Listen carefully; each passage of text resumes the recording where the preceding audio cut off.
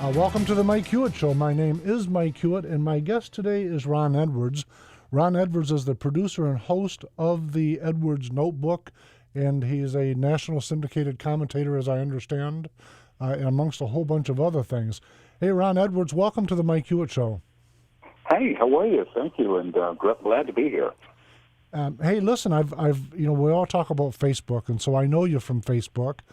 And Ron, I've read a whole bunch of your posts over the last year or so, and I couldn't find any arguments to take up with you. So rather than this being an hour debate, let's just go over the national issues. But before we get going, help listeners and viewers. What is the Edwards Notebook? Well, the Edwards Notebook is a syndicated radio commentary. It's currently broadcasts in 19 markets. We're hoping to add some more in the near future. And it was inspired, believe it or not, by two individuals, my dad and Paul Harvey. Okay. My dad, whose philosophical base really influenced my walk through life. And when I first heard the voice of Paul Harvey when I was about 8 years old, and I was so inspired that I knew that when I grow up, that's what I want to do.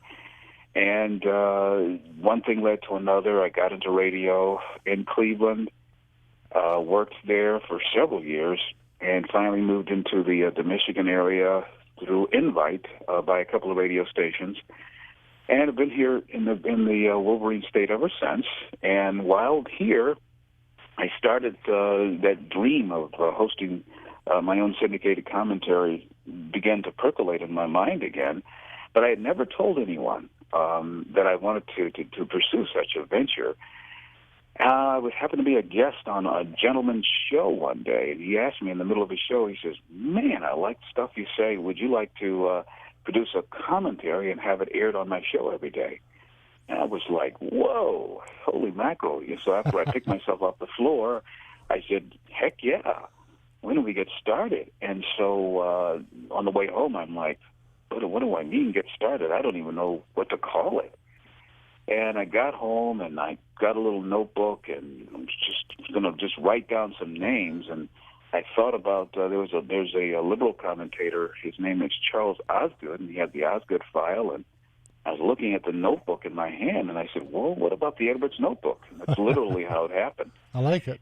And I said, "Boy, I don't know if they'll like it or not, or they'll think it's corny or whatever. But I'm just going to step out on faith with it." And I tried it, and that's where she began. It was simulcast on 3 stations in the Metro Detroit area, and it went on from there.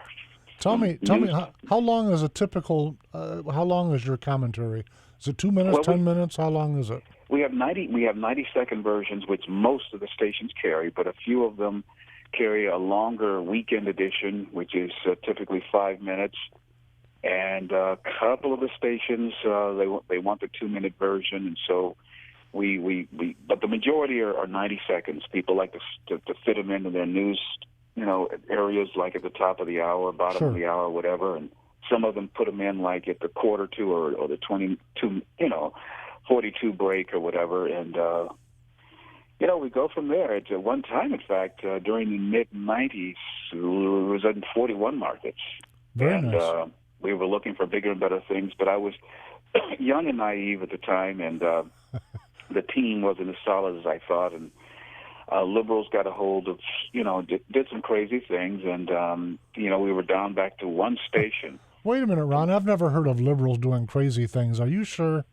Well, that was a new concept back then, and so, but ever since then, things have just gone to Nutsville, right? Thanks to liberals, and but we're battling back, and we're in 19 markets now, and looking always on the prowl, looking for more, and we plan to be on all 50 states, sure, in the not too distant future. Listen, I hate to be cliche, but I have to. I've never met you, but you're a black man, am I right? Oh, really? Right. Surprised Yes. everybody, I know. I say that a little bit tongue-in-cheek, but aren't you supposed to be a liberal? Well, that's what they tell me, but my dad kind of put the kibosh on that because he brought me up correctly. Yep. And he made sure that I learned some certain principles that would stick, that no matter what was hurled at me or thrown at me, they wouldn't stick. So Thank I God. survived. Thank God for your dad. Yeah, every day. And believe it or not, he died when I was only 12 years old, but he didn't talk to me like I was a little boy, a little dumb little child. He Sure. really talked to me about history, the greatness of it. He emphasized heavily the greatness of this country and always looked at the positive side. And yes, he told me about racism and things like that, but he put it in the proper context. Right. He told me about the party of racism. Right. And how they would use civil rights, for example, to really ruin America after ruining the black community. And in fact, he used to call civil rights bastardized rights because they weren't based on the unalienable rights that Right. are so enumerated Right. by our founding fathers. Right. To me, it's about dividing folks into little controllable voting blocks, and I got to tell you, from my standpoint, you tell me if I'm all wet, but I really genuinely believe that unless we all embrace equality equally, we'll never have it. And and all of these other side arguments seem that are just designed to keep us apart. Oh yeah, red herrings, and Yes, I call exactly. it hyphenated. I call it hyphenated corrals. Right. You know, you've got African Americans over here. You've got Italian Americans. You know, all these little groups. And Teddy Roosevelt, the progressive Republican, he got a few things right, and one of them was the fact that when he warned us about hyphenating ourselves into oblivion. Yep. So no question about it. But listen, Ron, I'm in trouble on that because I think technically I'm a mutt. And so, but when you hyphenate Mud American, it doesn't sound very cool. So I don't know what to do with that. It's terrible. So well, they say the mongrels are the most intelligent dogs. So you're in good company. So they're a junkyard dog. I know it. Hey, tell me this now. Give me just kind of encapsulate when you do your 90-second, the short version. What kind of things do you talk about in your notebook? Well, see, the Edwards Notebook, we talk about everything. The White House occupier and his assault on our rights. The White House occupier who has now turned the federal government, and I call it a rogue government that works totally against us now. Right. We talk about economic issues. We talk about all the issues that affect our lives, our daily lives as Americans. You name it. The Edwards Notebook will address it eventually if it hasn't already. Very, very, very nice. War, history. We talk about historically important dates in our nation's history. We try to resurface the attention on the importance of things like Columbus Day and get it out of this area of corruption. The way they've just totally trashed the name of Christopher Columbus, for example. We talk about the many positive aspects of the founding fathers. We talk about, how Rhino Republicans are just going after the Tea Party groups, and how the Republicans need to work together for the good of not only the party but for the good of the country. Right. That's just a sampling of what we cover in the Edwards Notebook. You're a Michigander now. You live down, if I remember right, in Livonia. Is that right? No, not quite. An area I'm very near Royal Oaks. Okay. Yep. In a postage stamp community called Huntington Woods. Yep. Okay. Know exactly where it's at. Very nice. Yep. My point though is that you touched on the Tea Party versus the establishment, or whatever the many different names that those conservatives versus moderates, and I still think of them as the Rockefeller Republican or Nixon Republicans versus regular Americans, and I really frankly just see it that way. But you're watching the primary go on in Michigan, I'm going to guess. And I don't know that I've seen a Republican primary with as much angst as we're watching in Michigan. And I'm hoping it's a healthy angst, because I think we need to get a lot of these issues discussed and have these folks that the incumbents that voted for campaign or for the Medicaid explosion, as I affectionately call it, have them campaign on it, explain to people why they told us they were against Obamacare and then voted for Obamacare. I think those things are important. Very important. Very important. Now, in my mind, then if the people say, okay, we want to be French-style socialists, well, then they get what they got. But I'm not convinced the American people, and certainly the folks in the Michigan primary, I'm praying that they're watching these issues closely, because if not, we're in trouble. Well, that's true. As I say, sometimes we are in big heap of trouble. You look at there's a race in our neck of the woods. Kerry Benevolio. Yep. I always butcher his name up every time. I run into him. It's like, can't you talk? I can't say it either. Yeah. I just slap him on the back and say, "Hey, how you been?" Because I can't say his name. Yeah, but he's polite, man. So he tolerates me. But the attack that he's getting by this lying attorney, Trot. Yeah, just he's trotting out all kinds of lies, man. Yep. I got to tell you, I've been in around the Michigan political environment for about a little more than a decade. Some of the folks that I really had a lot of respect for early on are just blowing me away with some of the attacks that they're launching now on people that I consider to be a platform conservative, to use platform Republicans, to use a term. Mm-hmm. I mean, just brutal. And it's almost like watching a general election. The differences are so great. Yes. And I think to myself, wait a minute, I'm a fiscal conservative, and I run through the list of the planks, and I'm a constitutionalist. These things make me an extremist, are they? Do they really? No kidding. How did we get to that point in Michigan or America? Well, unfortunately, the state of Michigan is going through another purge. I know they went through one during the Milligan era, before my time, but you do some research and you find out that every 20 years or so, often, the Republican Party in Michigan tries its best to get rid of the true conservatives. And we're going through such a purge now. I think our Rick Snyder, I mean, you talk about a total, I kind of pegged him even before he was elected.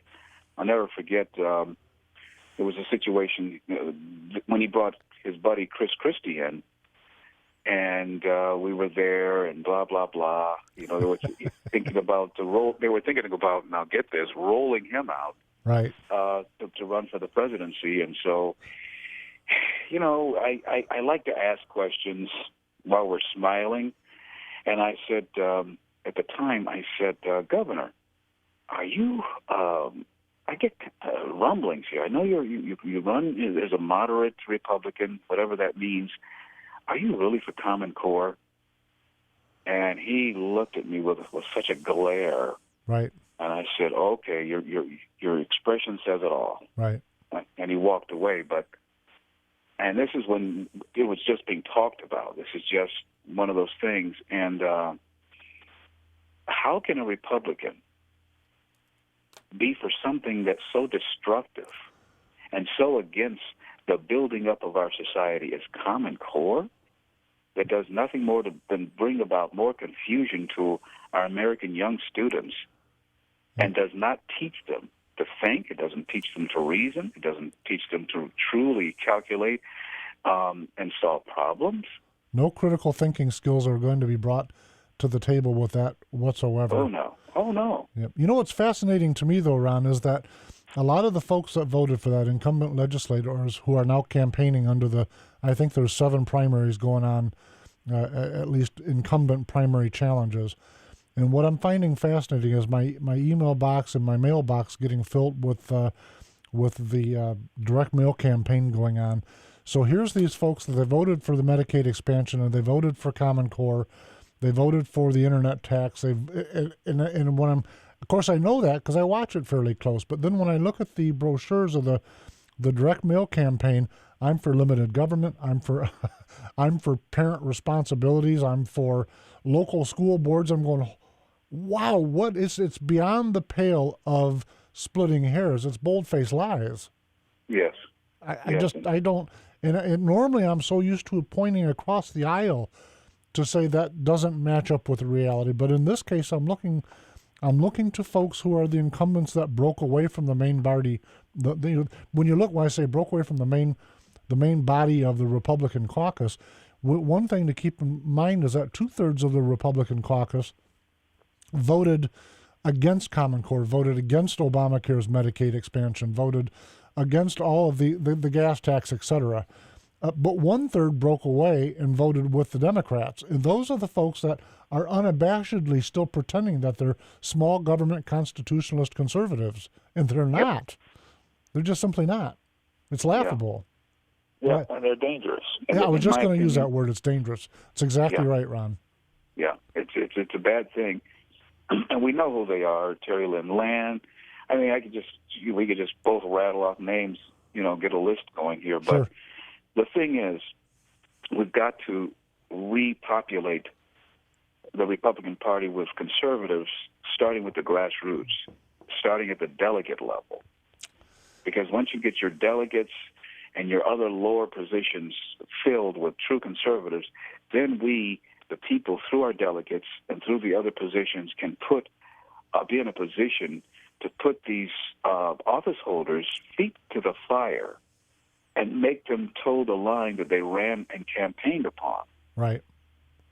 And so we've got to do a better job of that. We're trying in this neck of the woods to try to get more delegates out there, and because there's many cities around here, even in Oakland County, but there are very few Republican delegates. Right. And we just have to through the grassroots level, bolster this party up, because if we don't, we just keep relying on the smiles of guys that are running and gals that are running for office, and hope, oh gosh, we hope we got a conservative this time. Oh boy, this looks like we've got one maybe this time, Martha. Yeah. And then turns out, oh boy, there's another one. No, we've got to get in a position, because this is supposed to be a government of the people, by the people, and for the people.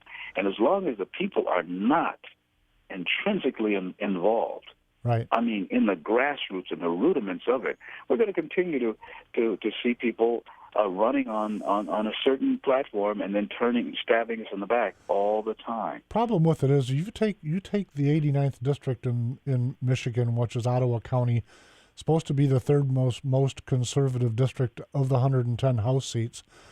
Amanda Price is the incumbent. And by the way, she's a nice lady, but her voting record is completely, absolutely, at least on the most important issues, opposed to the Republican base. But the unfortunate part is that most of the Republican base is they're busy paying taxes. They're going to work. They're raising kids. So they're not like political monkeys like me, where I'm studying the voting, who's voting for what each time, what bills are being floated. They don't have the time to do that because they're busy paying tax. So they assume, hey, we voted for her, she's got to be a conservative, but no, not so much. Well, I think I disagree there. I think they do have time, because the majority of people take an hour to watch television of some type every single day. But you're trying to say the future of our children's more important than Bachelorette. That's what you're trying to say. By Jove, you've got something there, no? Yes. It's kind of amazing when you think about it, isn't it, Ron? Yeah. So they do have time, and so they've got to.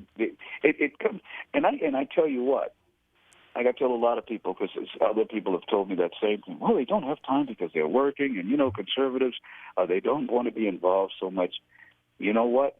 If they don't take that time, that hour per day or half an hour a day, to really look at things and glean the issues, sure, they're going to have full time to do it, because guess what? The liberals continue to chip away our economy, and they're going to be out of work, because if you look at what's going on, our country is chasing, literally. No kidding. Ron, I got to stop you there. The music's cutting us off. Listen, stay with me, folks. We'll be right back.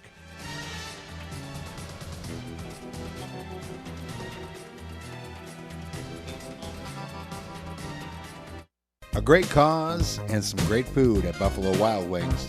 Benefit for Terry Osbo fundraiser Sunday, August 3rd. Present a coupon or mention Terry Osbo at the time of your order, and 20% of your purchase will go to support the Benefit for Terry Osbo at 5648 South Harvey Street in Muskegon. 799-2999.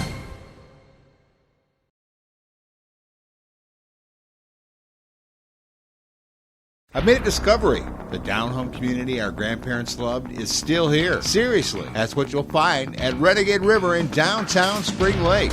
You might be looking for a new or used hunting rifle or something for personal defense. Maybe a DNR sport license or fishing supplies, personal and home defense, hunting, Army, Navy supplies, fishing, survival gear, and even a tools and guy stuff consignment department. You'll be greeted by low prices and quick professional service provided by shopkeeper like Hewitt. If you're not in a hurry, grab a cup of coffee and join in the conversation. Renegade River, firearms, hunting, personal protection and survival gear, going camping, or looking for emergency products. Come take advantage of the prices while meeting up with old friends and making new ones.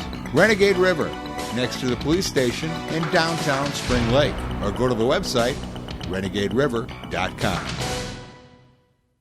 Are you one of the many Americans who undergo CPAP or BiPAP therapy? Replacing your supplies every 3 to 6 months is critical, as bacteria will build up and worn-out straps cause leaks. Call Allied Medical Supply Network and speak to an expert agent who will set up a schedule for your supplies to be delivered right to your door at little or no cost to you. Call Allied Medical Supply Network today and rest easy. Call 800-284-2512. That's 800-284-2512.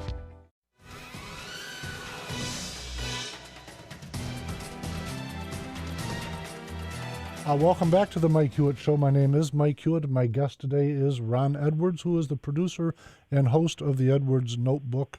Ron, welcome back. I'm glad to be here. Hey, when we left off, we were discussing the importance of Bachelorette, and I forgot I should have thrown American Idol in also. Listen, I think you're absolutely right, and on the point that folks have the time, but I'm not convinced that they feel that they've got any control, so they're not bothering. Am I wrong again, or what do you think? That's sad. That's true with some folks, and there's some. I'm going to tell you something else that's really sad. It's heartbreaking. In the Christian community, I think 20 million Christians stayed home and did not vote, right? Because there was a Mormon, yep. and they could have voted for someone else. At least showed up. They didn't have to vote for Obama. They could have. There were other candidates that were more worthy than Obama, at least. And they just stayed home like spoiled children. And I understand about the Mormon faith and all that from a Christian perspective. However, anyone with the intelligence level of Lassie should have been able to see. Oh, Lassie was a pretty sharp dog now. I know. Should have been able to understand that the White House occupier was a heck of a lot worse than even a moderately conservative Mitt Romney. Right. Who, see, on one point alone, the fact that Mitt Romney does not hate the United States of America and right. Western society. Right. Doesn't dislike Americans and doesn't dislike America. Yes. And that's what we elected. So yes. It's a fascinating thing, but let me give you the pushback on it from some folks' point of view. You take the guys in Michigan. I was fairly involved in the Tea Party back in the first few years of it, and we worked pretty hard as a group across the state of Michigan. And what we received for our efforts is a Republican majority in both chambers of the legislature, in a supposed Republican governor. So we have Republicans in control of all branches of government in the state. We also have Obamacare, Medicaid explosion, the Michigan coming gas tax increase, the 20% minimum wage hike. The list is endless of crazed progressive things. So wait a minute. Where were the folks that showed up at the Tea Party that looked me in the eyeball and said, I'm a conservative, a fiscal conservative, and I'll keep my word? And then they got there and they turned into a Democrat. And I go through that little rant because for a lot of us that worked really hard to generate a Republican majority, we feel like we really got poked in the eyeball. So what do you think? You're absolutely right. We are being poked in the eyeball and somewhere else, too. As the American Indians used to say, Bohica, here it comes again. And you know what that means, don't you? Tell me. bend over. Here it comes again. I had to set you. And You were making a point earlier about when good people do nothing, and there's that quote: the world will not be destroyed by those who do evil, but by those who watch them without doing anything. And that's Albert Einstein. Hard to argue with that feller.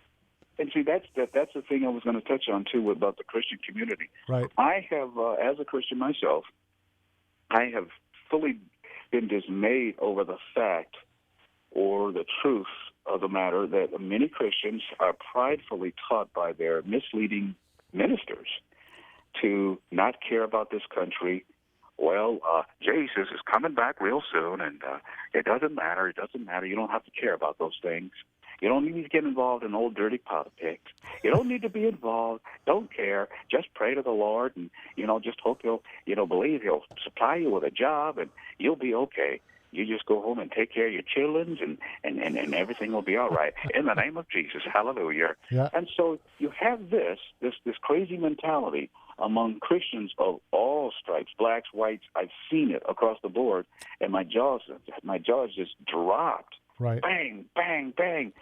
So much it's cracking the earth, man. I'm just amazed at this level of stupidity, because when you look at our early American history, I'm reading another book now, where it talks about how the ministers during the Revolutionary War and during the Civil War led the charge. They said, amen, hallelujah, threw off the black robe and pulled out a big black long iron, a long rifle, and said, let's go, because we've got to stand for liberty. We've got to stand for our unalienable rights. And so where in Sam Hill the Christian community got this idea that we have to act like, well, we're just going to sit this one out, Martha, and just stay home and don't give a rip. Do you think a lot of that? Do you think a lot of, from the pulpit, Ron? Do you think some of that is attributed to the fear of taxation?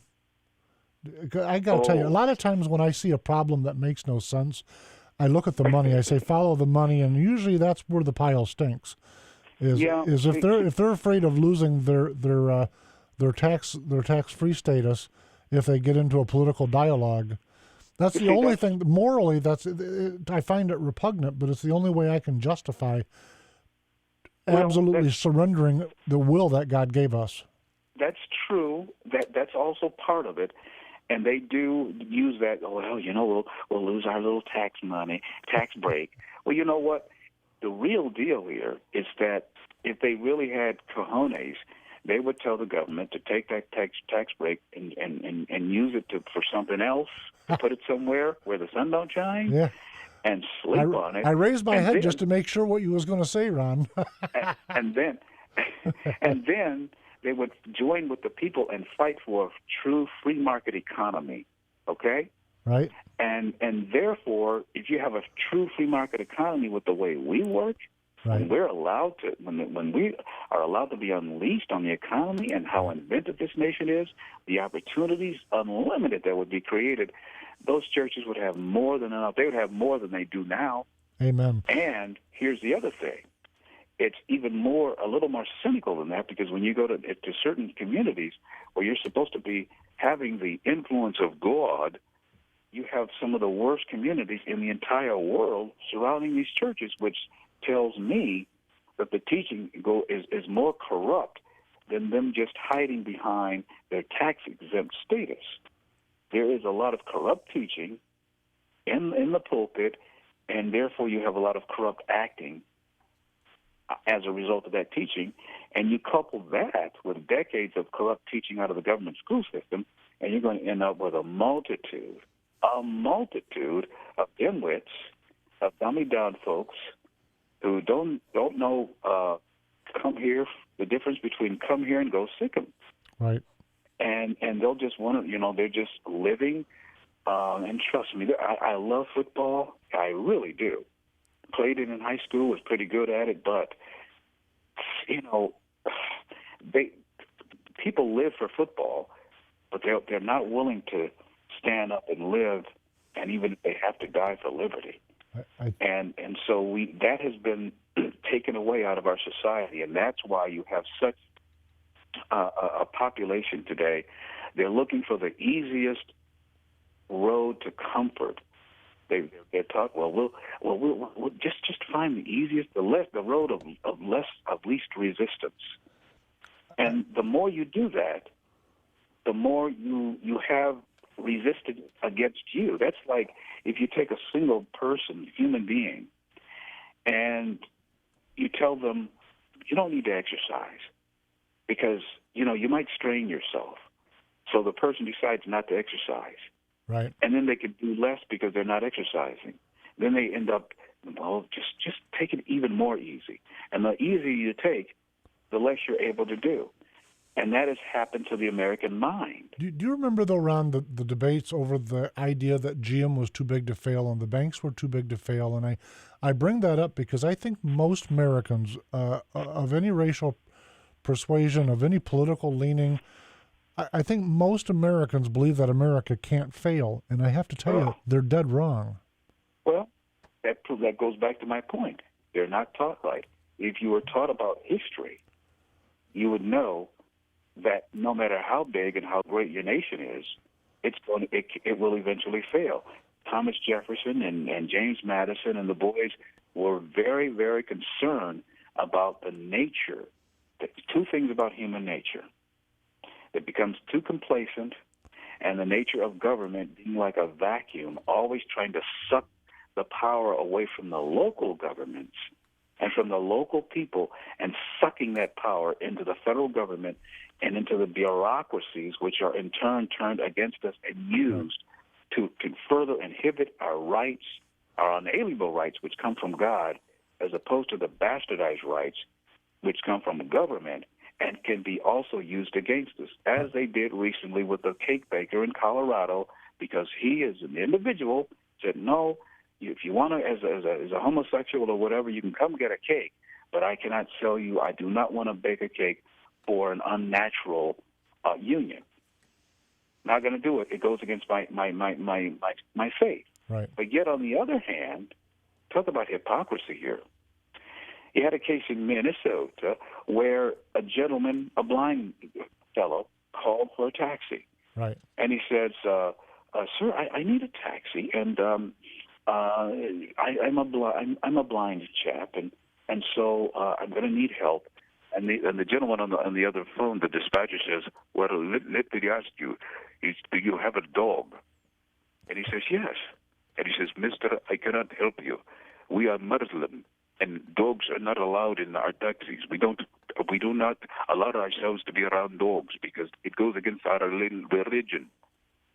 And so he did not get the taxi. Right. He went to court in Minnesota And lost. Yeah.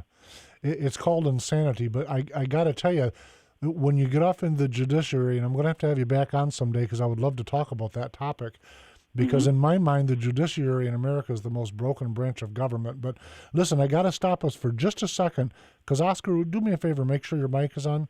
Right now, there's an activity going on, and I want you to just take a couple minutes to tell folks about it, if you would. Oh, break up this for the... Okay, that's good. Listen, I got everyone listening. Okay. Ron's got everyone listening, so now I want you to tell everybody for just a few minutes to tell what's going on. All right. There's a benefit going on for my wife right now, Cherry Osbo fundraiser. It's a great cause, of course, and some great food over at Buffalo Wild Wings. All friends, family, supporters of my wife, Terry, are invited to participate in the fundraiser. It's happening right now till close, and it's over at Muskegon at 5648 South Henry Street, right over by the Lakes Mall. And anyway, when you go and order a meal or a beverage or whatever you do, 20% of that purchase will go to benefit my wife, Terry. So who's let folks know why. Okay, she's in stage 5. She's going to be doing the kidney transplant hopefully soon, and a lot of expenses there. So we're looking for a little help. So Obamacare and socialism or not, she's going to need a boatload of dough and she needs help, folks. Yes. That's the moral of it. So, Oscar, thank you very much. Thank you. And, folks, I'm going to be there when I get off, so I will see you there. And you'll give him a big kiss. How much money? That might scare him away, though, right? Yeah, let's not promise him that. Hey, Ron, thank you for letting me stop us for a minute. Oh, no problem, man. My prayers go out to his wife. Yep. Thank you very much. Yeah. Okay, now can you pick up with the exact same intensity and flow that you had when I stopped you? Okay, where were we? Uh, Dun, dun, dun, dun. imagine the lawsuit. Imagine the rationale the judge had to use Yes. to think that was okay. It's just mind-boggling that some kind of. But I got to tell you, not to deviate too far from it, but it feels like there's multitude of wars going on in America. There's the war within the Republican Party, the war between the left and the left and the right. There's also a religious war going on, and it seems like the uber left. I'm not too much your average Democrat that goes to work every day, but the uber left is at war with Christianity, and so they will select any faith or no faith as long as it trumps Christianity. And I find that it goes. In fact, I was reading an article on your Facebook page today. Speaking of that, folks, you can like the Mike Hewitt Show on Facebook, but you can. There's an article on your page that was talking about the Palestinian issue and versus Israel, and it's amazing the uber American left will somehow ignore the fact that the Palestinians with Hamas is sending in hundreds of missiles. And then as soon as Israel responds, they're terrorists. And go, what? Can you imagine how they would react if some third country was blasting missiles? It might be okay into Ottawa County because we're conservative, but they wouldn't like it into Boston. Because do you see what I'm saying? So they would be up in arms if America was attacked, but it's okay if Israel gets attacked. Well, see, there's a big reason for that.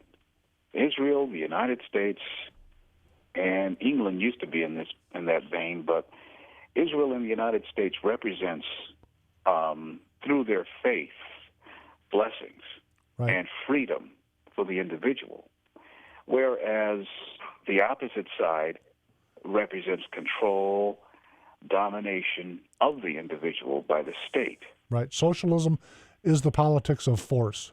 Yeah, and so therefore you have to obliterate the one, or I'll say two, religions of freedom, the Jewish faith and the Christian faith. That's why America was founded on Judeo-Christian ethics. Exactly right. And so they represent freedom.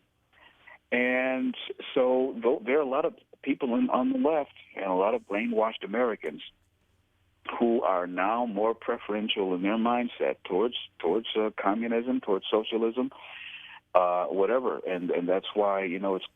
I find it almost frightening when now huge percentages of white Americans are running around as stupefied as anyone else when it comes to politics and caring about their own nation, because the white population is the largest single group of Americans still, although they're trying to change that now through illegal immigration.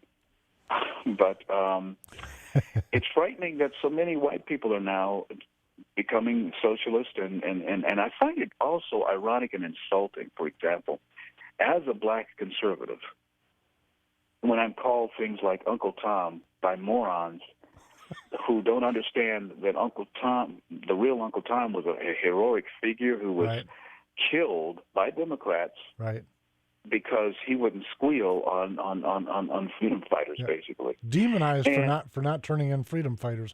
Listen, Ron, I got to stop you because we're going to go to a break. But when we come back, let's pick up on that and the anti-American sentiment here in America. We'll be right back, folks.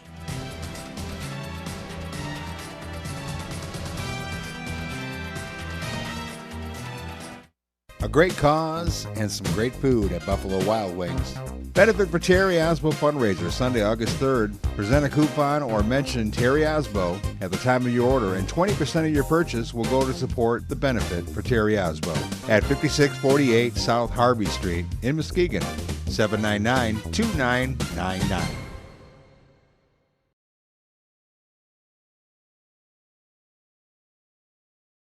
I use catheters, and if you do too, please listen carefully to this life-changing breakthrough. There is a new catheter that hurts less, and you can get a free sample by calling this number now. Pain and urinary tract infections have been avoided by many of my patients. These new disposable catheters hurt less. It's an incredible new design that reduces pain. The eyelets are polished, so they glide smoothly and effortlessly across your sensitive skin. The old catheters would scrape and cut, causing pain and infections. These new catheters are totally different, so smooth and painless. They changed my life. Call now and get a free sample. Medicare and your insurance will pay for up to 200 of these catheters per month, all at little or no cost to you. Medical Direct Club handles all the paperwork with your doctor and includes lifetime free shipping when you call and join. Membership is free. Call now and get your free sample and painful capping today. I've made a discovery. The down-home community our grandparents loved is still here. Seriously, that's what you'll find at Renegade River in downtown Spring Lake.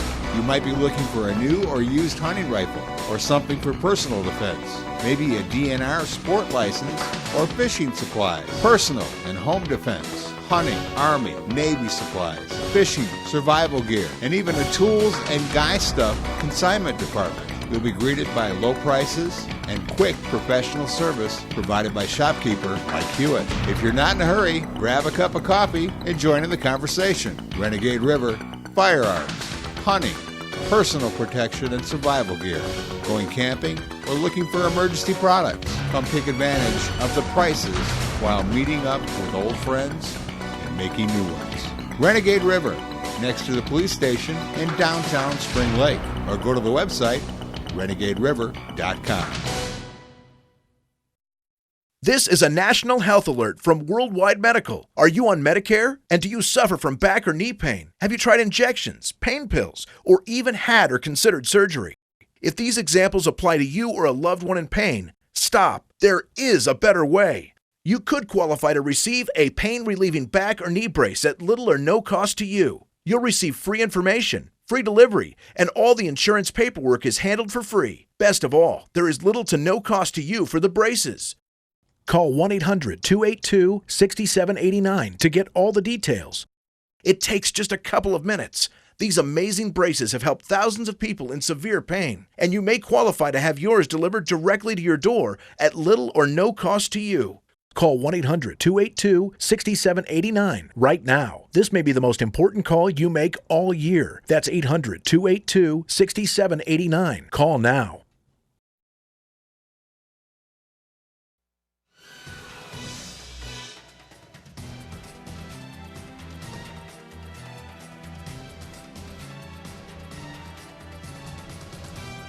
Welcome back to the Mike Hewitt Show with my guest, Ron Edwards, who is the producer and host of Edwards Notebook. Ron, when we left off, we were talking about Judeo-Christian values and our founding and Americanism. One of the things that I want to spend our final segment on that I find just absolutely alarming is that it used to be a difference, at least maybe I was naive when I was young.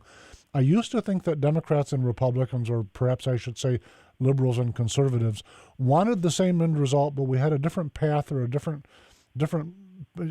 path to get there. And as I've gotten older, I don't know if we've become more rancorous in America or what, but I no longer believe that we have the same vision for what America is. And along with that, one of the things that has become hugely clear to anyone that's remotely paying attention is that there's literally an actual attack going on, not only on Judeo-Christianity, but on America and America's founding and Americanism and American exceptionalism and all the rest of the words that go. So we're meant to not only be divided by race and by ideology and by all of these other little factors, but we're also meant to feel bad about who and what we are as Americans. Are you seeing or feeling the same way? I see it. I feel it. I know, unfortunately, that is the case. And what better way to conquer a nation from within than to make it feel bad about itself through lies and innuendo and whatever else in misteachings in our government schools through many generations. I mean, that's been the plan all along through government schools to de-emphasize and to devalue America as a great nation, as a great place to live, as a great place for individuals to be the best that they can be, to convince them that it is better to rely on a controlling nanny-goat government than to rely on God and the wits that He gave you through equal opportunity And if you talk to the average college student today, it is a real eye-opening experience when you see how they come out. They're full of optimism, but their optimism is more in the vein of their belief in Stalinism, right, than freedom and liberty. And liberty is freedom with responsibility, by the way, and they don't believe in that. So in Michigan, in Michigan, at least, about 25% of the folks that graduate from high school will graduate from college. So that leaves 75% of the folks that will not go on with a college background. But what I find fascinating about the Uber left, and again, I'm not talking about Mr. and Mrs. Smith who are Democrats and work every day, but the Uber left, they're working hard to convince you and I that we can't make it without government. And I got to tell you, to steal the mother of necessity from a person, to me, is to rob them of their spirit. It's to take away that drive, because I think the human nature is to have a quest, to have something more to achieve. And when you snatch that from their life, wow, you destroy the human spirit. And I think that's the agenda of the Uber left. Am I off base with that thinking? No, you're right on target, because it is because of the nature of America. You've had such an economy, you've had such a land of opportunity where you had the Wright brothers, for example, who owned a simple little bike shop in Dayton, Ohio. And because of their thinking processes and things of that nature, you know the rest of the story, and how they ended up in Kitty Hawk and started the world of flight, although they say that a European preceded them slightly, but I don't know. That's an argument for another time. But the fact of the matter is, in most of your major industries in the world that brought about prosperity and set the example of how you could have prosperity anywhere in the world, if people would just follow that fine example that we used to carry as our banner, that the individual could have total freedom. But that is not what certain people, like you call them, the Uber left, that's not what they want. They are against you exercising your God-given unalienable rights. They don't want you to be the best that you can be based upon godly principles, based upon the principles recognized by Thomas Jefferson, who called it God and nature's God. They don't want you to have the same opportunity as I do, or vice versa, to make it to the top. And I'll tell you how bad it is now, and they're so slick in how they do it. They just don't always come directly and with overt laws or things like that. No.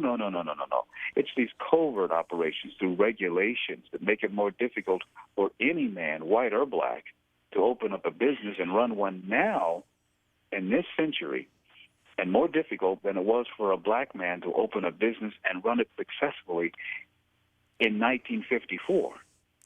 Absolutely correct. I got to tell you, it's an evil state of mind to say that I'm going to be successful and I'm going to do it by placing large swaths of people in financial bondage, which is really what we're talking about. To lock people into perpetual poverty so that I could get ahead. I just think that's as evil of a train of thought as you can possibly get. Of course, they'd say, that's not our intention, Mike. How could you be so radical as to say that? And then I point out, listen, we've got 50 or 60 years to document what path these types of policies will cause. And when you can look at that large of a time zone and not change course, then you must be doing it on purpose. Yeah. Perfectly to illustrate your point magnificently, I hope. You look at the city of Detroit. They've been under this way of thinking. What city of Detroit? Well, I'm sorry. Last time I was there, it looked like a big, gigantic cornfield again. There you go. Yep. Now, in 1962, that was the last year that Detroit was under Republican leadership. Right. They switched over to, I believe, it was either Roman Gribbs or Kavanaugh, one of those liberals. Kavanaugh. And within 5 years, just 5 simple little years, there was so much corruption and chaos created by the liberals of the day that took over Detroit from that point, that in 7 years, you had the largest urban riot in American history. Now, before that, There may have been racial tensions, Right. but the black community was on an upwardly mobile track. Right. They really were. Absolutely The standard were. of living in the black community of that day was far superior Right. to the black community of today in Detroit. Listen, just to buttress your 2 points, and both of them were magnificently laid out, by the way. The first is in 1960, Detroit was in the top 10 in America for average income. Think about that for a moment. It was the city of the future is what they were referring to it as. Oh yeah. And then at the same time, to your point about the black community, if you come forward from slavery forward and you measure economic and educational status of the black community, without exception, every single year they went up until 1965. And you go, wait a minute, someone stole the opportunity from an entire race of people. That's evil. I don't care who you are, it's evil. Civil rights. And here's another thing. I always tell the story about Frederick Douglass. He's one of my favorite American historical figures. Yep, mine too, along with Booker T. For many reasons, especially Frederick Douglass for me, because here's an individual who long before Lincoln said, you can go now, he learned how to read, and he was so intelligent that he tricked people into teaching him how to read, his fellow white classmates when he was in Baltimore, and it was not as brutal as in the Deep South, and he had free time and things like that. And he wanted knowledge. He wanted to learn about America, the good, the bad, the ugly, and everything. And he said, you know what? There's more to life than being a slave, and I'm not going to continue to look forward to this as my end in life. No way, Jose. Right. And yes, he went through some periods of solemn despair, as any intelligent individual would, under that type of brutality. But when the time came, he made his escape. He went to New York and started a newspaper, and he created a standard of living for himself that was above most of the white and black people that he knew. Right. He ended up wealthier than most of the free white people that he met along the way. And in fact, he also was a true Christian. He ended up lending money to two of his former masters, right, and befriending them, and he forgave them because he learned in the Bible about forgiveness and all that, and that helped grow him. He didn't hold on to the bitterness and stupidity.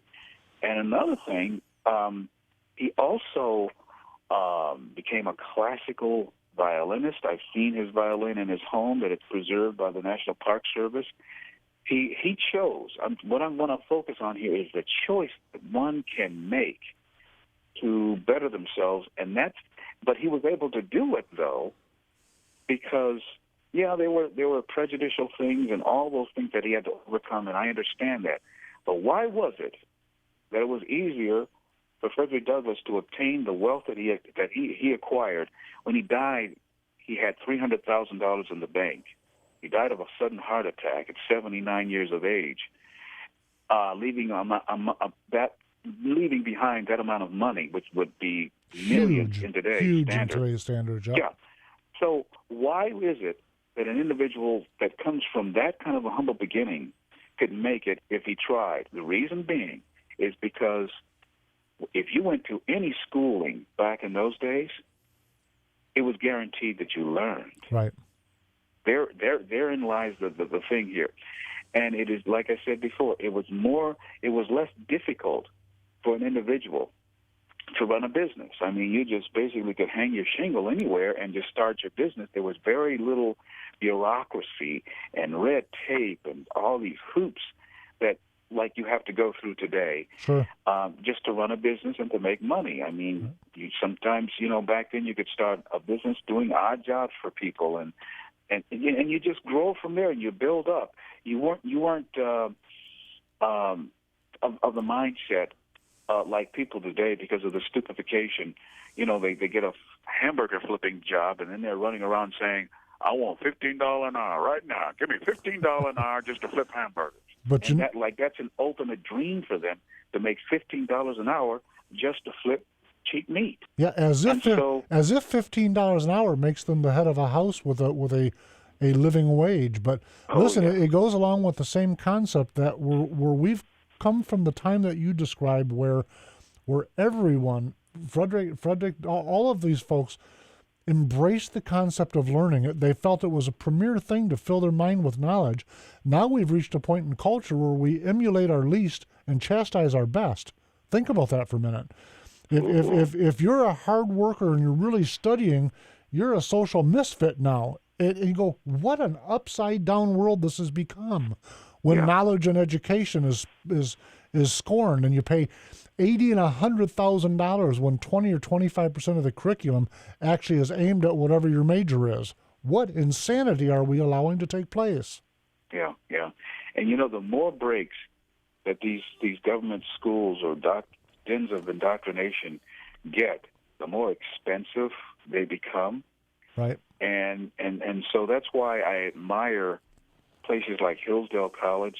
I mean, what a wonderful campus that is with all those statues and everything. But I mean, the way they run that university and the huge endowment they have, and they've never taken one federal penny. Keeping government out has been the key. Listen, Oscar's giving me the I'm almost out of time thing. How can folks get a hold of you, Ron? If someone wants to reach out to you? Yeah, well, you can reach out to me at my website, theronedwards.com. Also via Twitter, The Ron Edwards on Twitter, and elsewhere on Facebook. I've got a nice growing group called Friends of the Edwards Notebook on Facebook, too, so you can reach me there as well. And that's the main way. And also, there, if you want to get in touch with me, and if you'd like me to visit your group and come speak, I do that all over the country now. And very nice. That as well. So very nice. Ron, I hear the music. Listen, I need to have you back because we've got a lot more to talk about, but thank you very, very much for joining us today. I look forward to a future return. Great. Folks, we'll see you next week.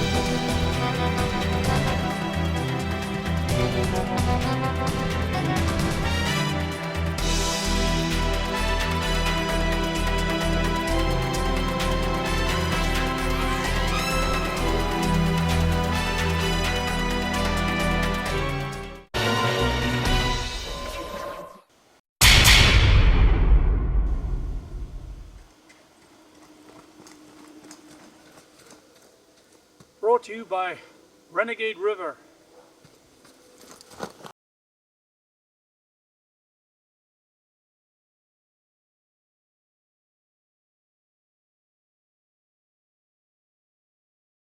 I made a discovery. The down-home community our grandparents loved is still here. Seriously, that's what you'll find at Renegade River in downtown Spring Lake.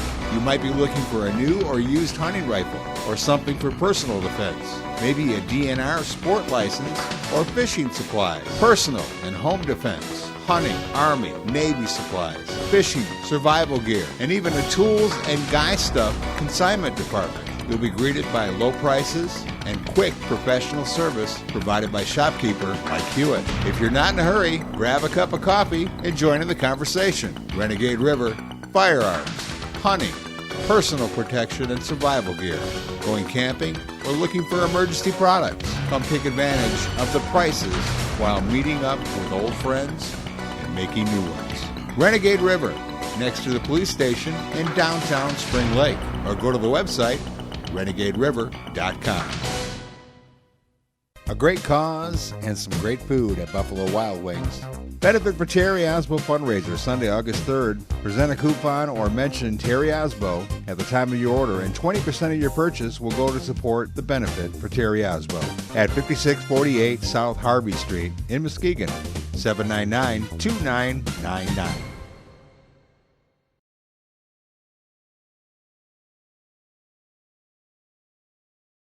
This is a national health alert from Worldwide Medical. Are you on Medicare? And do you suffer from back or knee pain? Have you tried injections, pain pills, or even had or considered surgery? If these examples apply to you or a loved one in pain, stop. There is a better way. You could qualify to receive a pain-relieving back or knee brace at little or no cost to you. You'll receive free information, free delivery, and all the insurance paperwork is handled for free. Best of all, there is little to no cost to you for the braces. Call 1-800-282-6789 to get all the details. It takes just a couple of minutes. These amazing braces have helped thousands of people in severe pain, and you may qualify to have yours delivered directly to your door at little or no cost to you. Call 1-800-282-6789 right now. This may be the most important call you make all year. That's 800-282-6789. Call now.